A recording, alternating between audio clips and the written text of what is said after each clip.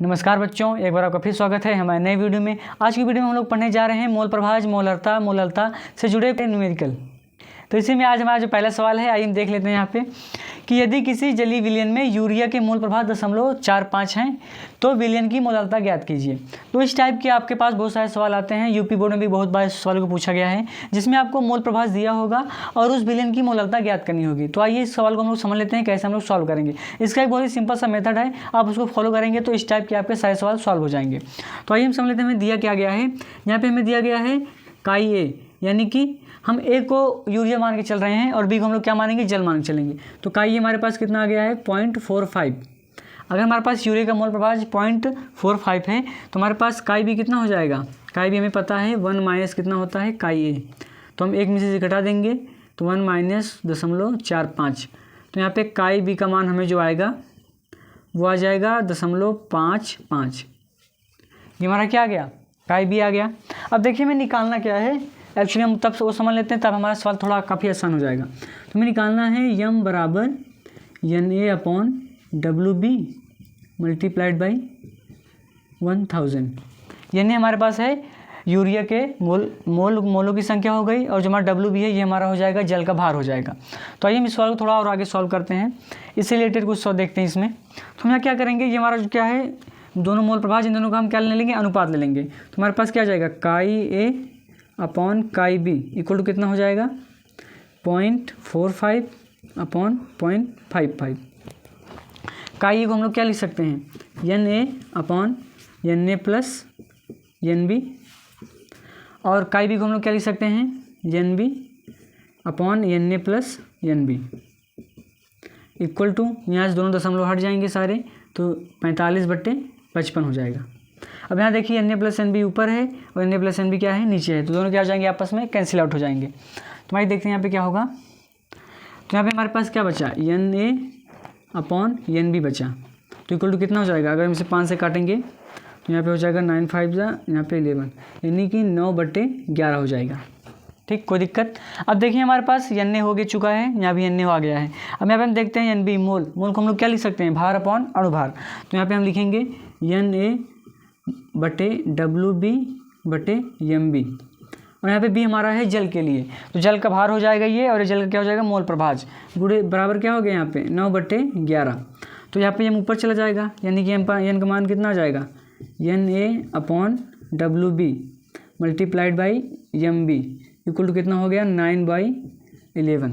अब हम भी यहाँ भेज देंगे, और जल का मोल प्रभाज आपको पता ही होगा कि जल का मोल प्रभाज होता है 18। तो यहाँ पे क्या हो जाएगा N A upon W B equal to कितना हो गया 9/11 इंटू 18 हो गया।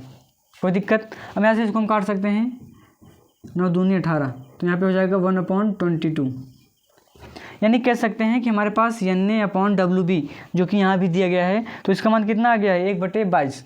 तो हम यहाँ पे वो लिख देंगे एम इक्वल टू, इसके स्थान पे इस पूरे के स्थान पर हम लिख देंगे 1/22 गुणे कितना हो जाएगा 1000। तो एम बराबर कितना आ गया 1000/22, यानी कि हम इसे कह सकते हैं 500/11। अगर हम भाग करना चाहें यहाँ पे हो जाएगा 4 बार जाएगा, आ जाएगा 44, फिर 6 हो जाएगा यानी कि 45 आ जाएगा, फिर बचेगा 5 यानी फिर 4 आ जाएगा, यानी कि 45.4 मोलल। ये हमारा क्या हो गया, इस विलयन की मोललता हो गई। अब देखिए हमने सवाल को कैसे सॉल्व किया, बहुत ही अच्छे तरीके से कि हमने पहले दोनों के मोल प्रभाज निकाल लिए, फिर उन मोल प्रभाजों को हमने क्या कर दिया अनुपात निकाल लिया। अनुपात निकालने से हमें मोल प्रभाज के अनुपात से हमें दोनों के मोलों के अनुपात निकल गए। अब हमें एक का मोल तो हमें वैसे ही रखना होता है विलय का, जबकि यहाँ पे हमें विलायक का भार दिया गया है। तो अगर हम विलायक का मोल पता है तो भार भी आसानी से आ जाएगा क्योंकि उसके अनुभार दिए रहते हैं। तो यहाँ पे हम क्या लिख सकते हैं भार बटे अनुभार कर देंगे, और जो अनुभार ऊपर चला जाएगा इसको सॉल्व करेंगे तो हमें N A upon W B का मान कितना आ जाएगा 1/22, जो कि यहाँ सीधे हम पुट कर सकते हैं। पुट करके हमने क्या निकाल लिया विलयन की मोललता ज्ञात कर ली। तो आइए अब हम देखते हैं अपना दूसरा सवाल, जो कि हमारा है कि ग्लूकोज का एक जलीय विलयन 10% वेट बाय वॉल्यूम है, यानी कि भार आयतन प्रतिशत कितना दिया है यहाँ पे 10% दिया गया है। तो इस विलयन की हमें क्या ज्ञात करनी है, मोलरता ज्ञात करनी है। तो आइए हम समझते हैं कैसे करेंगे। हमारे पास जो विलयन है वो है 10% भार आयतन प्रतिशत का है। तो इसका मतलब ये होता है कि हमारे पास इसमें 10 ग्राम क्या है, हमारे पास विलय है 10 ग्राम कोई हमारे पास विलेय है, जो कि विलेय हमारे पास क्या है, ग्लूकोज है, ग्लूकोज है। यहाँ पे हम ग्लूकोज लिख देते हैं ब्रैकेट में,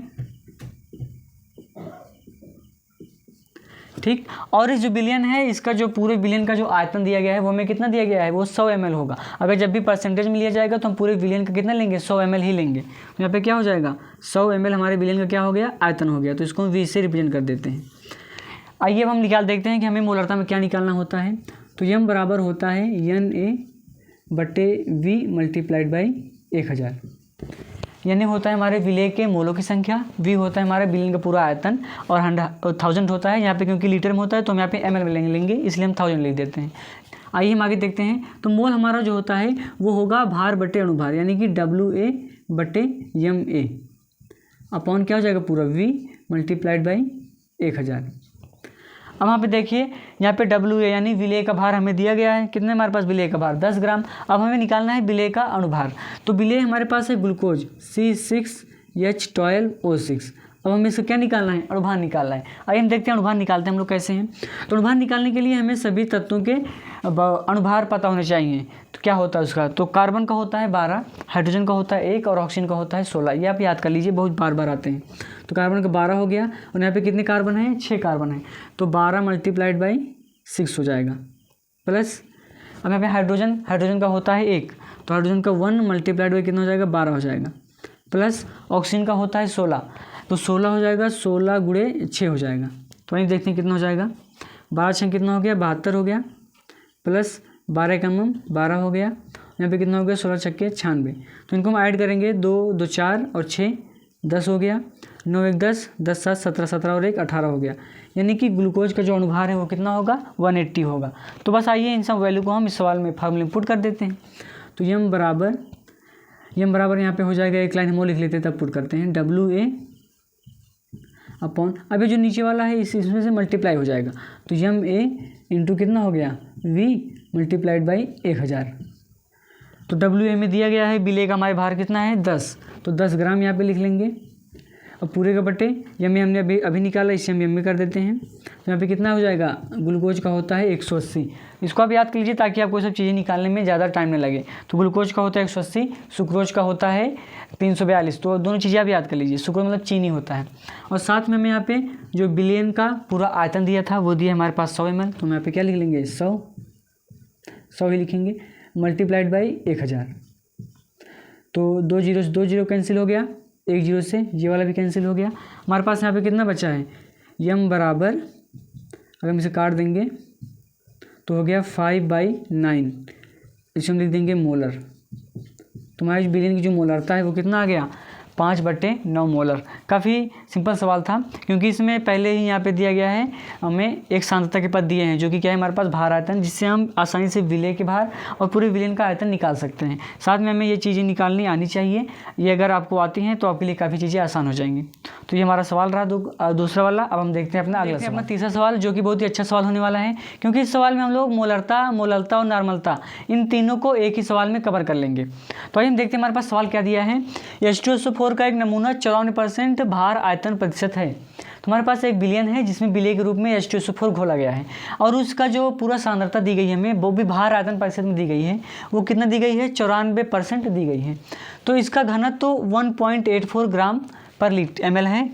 और साथ में हमें ये भी दिया गया है, यहाँ पे हम लिख देते हैं, साथ में हमें जो पूरे विलयन का क्या है, घनत्व भी हमें कितना दिया गया है, 1.84 ग्राम दिया गया है। तो हमें विलयन की मोलरता, नॉर्मलता, मोललता इन तीनों की गणना करनी है। तो हम समझते हैं इससे हमको लगाएंगे कैसे, हमको दिया क्या क्या गया है। तो अगर हमें दिया गया है कि 94% भार आयतन, ये हमारे पास दिया गया है सांद्रता। तो इसका कहने का मतलब ये होता है कि 100 ml विलयन में हमारे पास 94 ग्राम क्या है, H2SO4 उपस्थित है। ये हमारा क्या हो गया, H2SO4 हमें 94 ग्राम दिया गया है। इतनी चीज़ बात क्लियर है। अब हम देखते हैं, अगर हमें घनत्व दिया गया है तो हमें यहाँ पे पहले नंबर तो विलयन का आयतन दिया है, लेकिन अगर हम यहाँ पे देखें मोललता ज्ञात करने के लिए हमें भार की आवश्यकता भी होती है। तो हम क्या करेंगे, सबसे पहले विलयन का भार ही ज्ञात कर लेते हैं। तो आइए निकाल लेते हैं भार। तो भार हमारे पास क्या होता है, W बराबर V इंटू डी होता है। तो हमारे पास ये क्या हो गया, इसको हम V लिख लेते हैं। तो V हमें दिया गया है, तो V हमारे पास कितना है, 100 ml। कितना हो गया 100 ml, और प्लस हमारे पास घनत्व भी यहाँ पे दिया गया है, कितना है 1.84, तो वो 1.84 ये हमारे पास क्या हो गया घनत्व हो गया। तो हमारे पास भार कितना आ जाएगा, पूरा भार हमारे पास आ गया 184 ग्राम, ये हमारे पूरे बिलियन का भार आ गया है। और हमें साथ में विलेय का भी भार दिया गया है, WA यहाँ पे हमें दिया गया है 94 ग्राम। तो हमारे पास अब देखिए हमारे पास अब क्या क्या दिया गया है, पूरे बिलियन का आयतन दिया गया है, हमने पूरे बिलियन का भार भी निकाल लिया है और विलेय का भी भार निकाल लिया है। अब हम लगे हाथ अपने विलेय का भी भार निकाल लेते हैं, जिसे हम लोग कहते हैं WB। तो WB बराबर होता है W माइनस WA, यानी कि पूरे बिलियन में से विलेय वाला पार्ट हम निकाल देंगे तो हमारे पास विलेय वाला पार्ट आ जाएगा। तो W बराबर हमारे पास है 184, इसमें से हम घटा देते हैं जो हमारे पास विलेय का भार है, और विलेय का भार हमें दिया गया है 94 ग्राम, तो यहाँ पे हो गया 94, यानी कि इसमें से हम घटाएंगे तो 90 ग्राम हमारे पास क्या जाएगा विलेय का आ जाएगा। अब हमें सारी चीज़ें हमें पता लग गई हैं, अब हम आइए बारी बारी चीज़ों को हल करते हैं। सबसे पहले देखते हैं मोलारता हमारा क्या होगा। तो मोलारता के लिए होता है बड़का एम बराबर होगा WA बटे MA multiplied by V into 1000, ये हमारा क्या हो गया मोलारता हो गया। तो अब हम बात करें WA में दिया गया है 94 ग्राम, WA हो गया हमारे पास 94 प्लस MA। अब हमें H2SO4 का हमें निकालना है अनुभार, तो हम यहाँ पे निकाल लेते हैं साइड में H2SO4। तो सबसे पहले हम इन सबके अलग अलग अनुभार निकालेंगे, तो इसका हो जाएगा 1, हाइड्रोजन का 1 होता है, आप इसको याद कर लीजिए, 1 मल्टीप्लाइड बाई 2 हो गया, प्लस सल्फर का अनुभार जो होता है वो होगा 16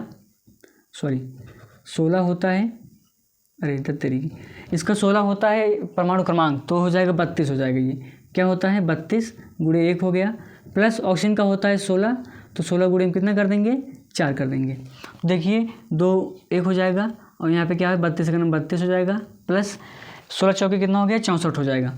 अगर हम इन सबको जोड़ देंगे 2 2 4 4 4 8, ठीक 4 4 8 हो गया, प्लस 6 और 3 कितना हो जाएगा हमारे पास 98, तो 98 हमारा हो गया H2SO4 का अनुभार। तो हम यहाँ पे अनुभार पुट कर देते हैं 98 जो कि निकल के आया है मल्टीप्लाइड बाई, अगर हम B का मान देखें तो हमारे पास पूरे बिलियन का जो आयतन दिया है वो आया हमारे पास 100 ml, तो यहाँ पे क्या हो जाएगा 100 ml कर देंगे और मल्टीप्लाइड बाई 1000, तो 2 0 से 2 0 कैंसिल हो गया, यहाँ पे हो जाएगा अगर 2 से डिवाइड करें तो यहाँ पे हो जाएगा 47, और ये कितना हो जाएगा 49, यानी कि 470 बटे 49, ये हमारा क्या हो जाएगा, ये हमारा हो गया मोलर, यानी कि इसका पूरा आ जाएगा कितना हमारे पास 9.59 मोलर, ये हमारा हो गया मोलरता। अब हम देखते हैं अपना नॉर्मलता कैसे हम निकालेंगे। तो नॉर्मलता भी हम सिंपल से निकाल लेते हैं, यहाँ पे इसको हम डिलीट करते हैं, यहाँ पे नॉर्मलता निकालेंगे। हमने पिछली क्लास में मोलरता और नॉर्मलता इन दोनों के बीच संबंध को भी देखा था, तो हम उसी संबंध से डायरेक्ट नॉर्मलता का मान निकाल लेते हैं। तो नॉर्मलता बराबर होता है हमारे पास N इक्वल टू बराबर होता है M इंटू X, और X जो होता है हमारा वो होता है H2SO4 का क्या हम लेंगे यहाँ पे संयोजकता लेंगे। तो अगर हम बात करें तो H2SO4 ये मैक्सिमम 2 हाइड्रोजन क्या कर सकता है बाहर निकाल सकता है, तो जितने हाइड्रोजन ये बाहर निकालेगा एसिड है, इसलिए हमारे पास X का मान कितना हो जाएगा 2 हो जाएगा। तो यहाँ पे हम लिख देंगे N बराबर, ये हमारे पास कितना है 9.59 मल्टीप्लाइड बाई X का मान हमारे पास कितना हो जाएगा 2 हो जाएगा, तो 2 से मल्टीप्लाई कर लेते हैं, 2 दूनी 18 हो गया, 1 5 दूनी 10 से इतना हो गया, उसके बाद 18 1 19 हो गया। तो ये हो गया हमारे पास नॉर्मलता हो गया, नॉर्मलता का मान भी सिंपल आ गया, मोलरता का एग्जैक्ट क्या होगा डबल होगा। अब हम देखते हैं अपना मोलरता यानी कि छोटका m, ये बराबर होता है WA upon MA multiplied by WB into 1000। देखिए मोलरता और नॉर्मलता ये दोनों में काफ़ी सिमिलरिटी है, बस आप ध्यान से अगर देखेंगे तो यहाँ पे पूरे विलियन का आयतन लिया गया है और यहाँ पे क्या लिया गया है विलियन का विलायक का भार लिया गया, बस इतना ही सिंपल सा अंतर है, बाकी काफ़ी चीज़ सेम होती हैं। नाम भी इन दोनों का आप देख सकते हैं एकदम सेम ही होगा, सेम ही मोलरता। यहाँ पे हम WA का मान देखें अगर, तो WA का मान हमें दिया गया है 94 ग्राम, तो हम यहाँ पे कर देंगे 94 पूरे बटे MA का मान हमने अभी निकाला था, यहाँ पे कितना आया था 98, क्योंकि H2SO4 है, H2SO4 का जो अनुभार होता है वो होता है 98 इंटू हमने WB भी निकाला था, तो WB हमारे पास कितना है 90, यहाँ पे क्या कर देंगे हम 90 और गुणे 1000। अब इसके आगे कैलकुलेशन आप लोग स्वयं कीजिएगा, जो आंसर आएगा आप उसको कमेंट करके अवश्य बताएं। इसका आंसर आप कमेंट करके बताइए क्या आता है। तो फिर दोस्तों मिलते हैं आपसे अगले वीडियो में। हमारा वीडियो यहीं तक है, तो आप इस वीडियो को ज़्यादा से ज़्यादा शेयर करें, लाइक कीजिए और साथ में अगर आप हमारे चैनल पर नए हैं तो इस चैनल को आप अवश्य सब्सक्राइब करें। धन्यवाद दोस्तों।